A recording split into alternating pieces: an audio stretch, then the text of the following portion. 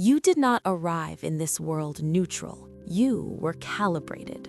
From the moment you became aware, your perception was shaped by forces that needed you manageable, not dangerous.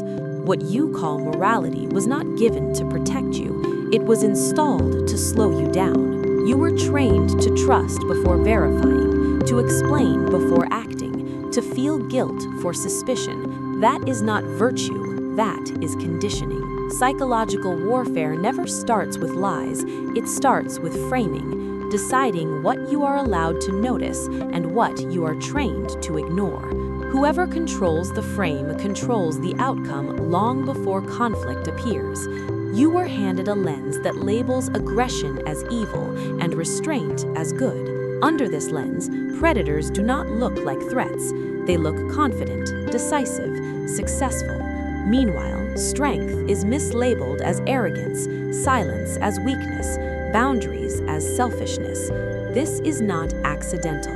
Large systems collapse if individuals see clearly, so clarity is discouraged, instinct is mocked, pattern recognition is reframed as negativity. You are taught to doubt yourself, while others act without hesitation. Pay attention to the words you instinctively defend: fairness, loyalty, kindness, good intentions. These words are not neutral, they are restraints. Fairness assumes equality where none exists. Loyalty binds downward, never upward. Kindness exposes timing. Good intentions excuse incompetence and disguise malice. Under this lens, you are rewarded for explaining yourself and punished for acting decisively. Over time, this creates hierarchy. The strategic rise, the moral hesitate, and hesitation is submission. You were allowed to notice emotion, but not incentive. Allowed to hear words, but not track patterns.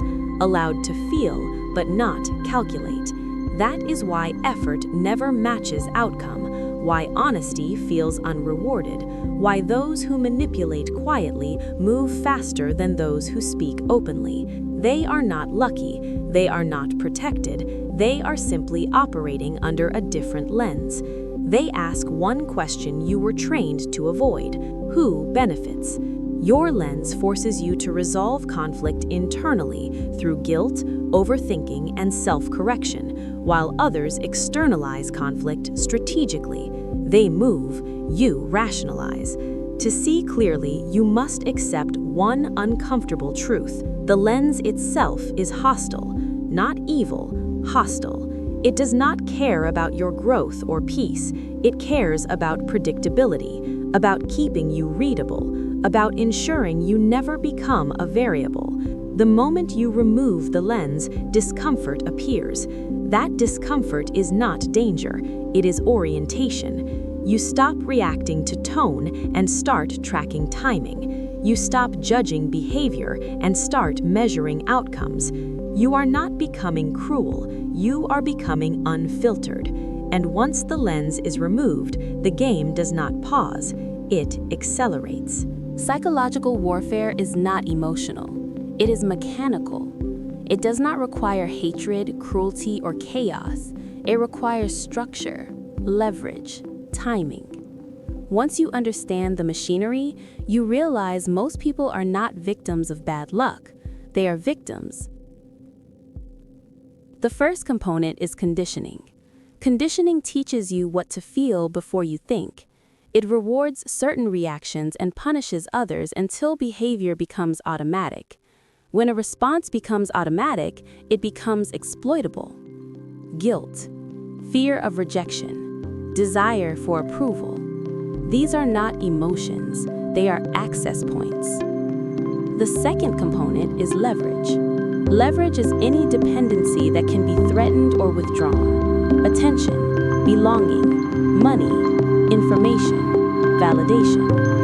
Most people hand over leverage willingly because they mistake exposure for honesty and dependence for connection. Once leverage exists, control no longer requires force, only implication. The third component is emotional bait. Emotions are not weaknesses. Unexamined emotions are. Anger reveals reveals timing. Fear reveals boundaries. Pride reveals blind spots. The skilled operator never reacts emotionally. They provoke emotion to observe response. If you can be made to explain yourself, you can be delayed. If you can be made defensive, you can be steered. If you can be made emotional, you can be read. The fourth component is cognitive hijacking. This occurs when your attention is pulled away from outcomes and redirected toward narratives. Stories are easier to manage than facts. Narratives absorb energy. Outcomes expose power. You argue about intentions while others calculate results. You debate morality while others secure position. This is not intelligence versus stupidity. It is awareness versus blindness. Psychological warfare works because it is quiet. It does not announce itself. It embeds itself in everyday interaction, workplaces, relationships, friendships, hierarchies. The person who understands the machinery rarely raises their voice. They let others exhaust themselves emotionally while they conserve energy. Notice who speaks the least in a room but controls decisions. Notice who reacts last. Notice who never explains. Those individuals are not lucky. They are not mysterious. They are disciplined operators who understand one rule. Whoever controls emotional flow controls the frame. You were trained to express. They were trained to observe. You were trained to seek clarity through conversation. They seek clarity through silence and pattern tracking. This is why manipulation feels invisible until it is complete.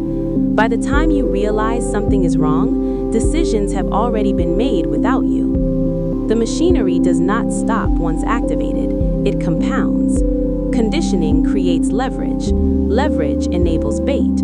Bait enables hijacking. Hijacking reinforces conditioning. A closed loop. Most people live inside this loop and never see it, because seeing it would require admitting they were never in control. That admission threatens identity, so they choose comfort over clarity. You are not here for comfort. Understanding this machinery does not make you cruel, it makes you non-reactive, and non-reactive individuals are difficult to control. Once you see the machine, you stop fighting people. You start disengaging from traps. That is when psychological warfare loses its advantage. Every system sorts humans, not morally, functionally. There are only 3 roles that matter in any hierarchy: predator, asset, and liability. You were trained to believe personality defines outcomes. It does not. Role does. Predators extract. Assets produce. Liabilities consume. Most people never choose their role. It is assigned to them quietly through behavior, reaction speed, boundary enforcement, emotional discipline. Predators are not violent. They are efficient. They do not explain themselves because explanation signals vulnerability. They do not seek consensus because consensus dilutes authority. Assets are useful but replaceable. They work hard, stay loyal, and over-deliver. They believe value guarantees safety. It does not. It guarantees exploitation. Liabilities drain energy. They require reassurance, validation, and attention. Systems tolerate them temporarily, then remove them quietly. The mistake most men make is believing effort upgrades their role. It doesn't. Behavioral signaling does. If you over-explain, you signal liability. If you seek approval, you signal asset. If you withhold and observe, you signal predator. This is why some people rise without effort, while others stagnate despite competence. Selection is not about merit, it is about risk. Predators are low risk. Assets are medium risk. Liabilities are high risk. You were conditioned to avoid appearing threatening. That conditioning placed you in the asset category by default. Useful, disposable. Predators do not dominate openly. They let others compete while they position. They let assets exhaust themselves, proving worth. Then they extract the result. Once you see this sorting mechanism, interactions change. Compliments feel transactional. Criticism feels diagnostic.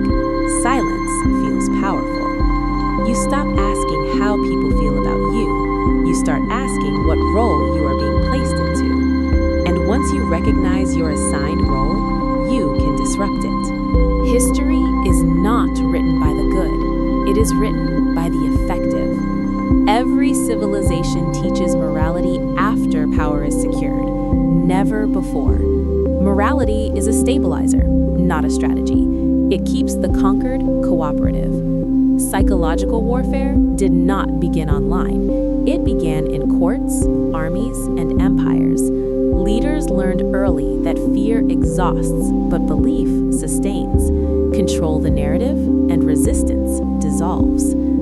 Those who survived history did not seek fairness. They sought advantage. They understood timing, when to appear merciful, when to disappear, when to let others destroy themselves emotionally. The modern world hides this truth behind language. Power is rebranded as leadership, manipulation as persuasion, control as influence. But the mechanisms are unchanged. Those who hesitate to act are erased. Those who moralize are sidelined. Those who observe quietly endure. If you study history honestly, you realize one thing: human nature does not evolve, only its disguises do. Power does not require aggression, it requires discipline. You stop reacting, you start delaying. Delay creates asymmetry. Asymmetry creates leverage. Silence is not emptiness, it is pressure. You speak less, move slower, reveal nothing that cannot be used against you. You become difficult to read, therefore expensive to target. You stop volunteering information. You stop correcting misunderstandings. You stop explaining motives. Every withheld reaction increases your perceived depth. Most people leak constantly. Emotional leakage is data. Strategic men starve systems of data. This is not self-improvement. This is self-erasure. The less predictable you are, the less